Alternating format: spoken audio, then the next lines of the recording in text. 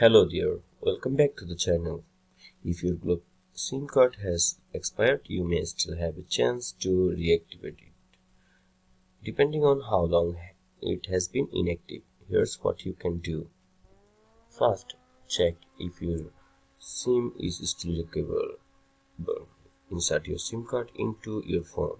Try making a call or sending a text. If it shows no service or SIM not registered, your SIM may be deactivated.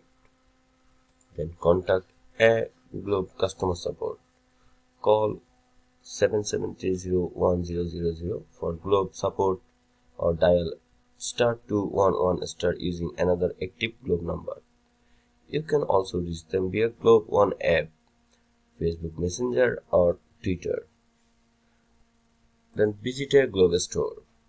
Bring a valid ID and your expired SIM card. Ask if your SIM is eligible for reactivation. If not, they may offer you a SIM replacement with the same number. Then get a replacement SIM. If your SIM is permanently deactivated, you may need a new SIM with the same number. A Globe store can provide a SIM swap or replacement if you present proof of ownership. Top up regularly to keep your SIM active.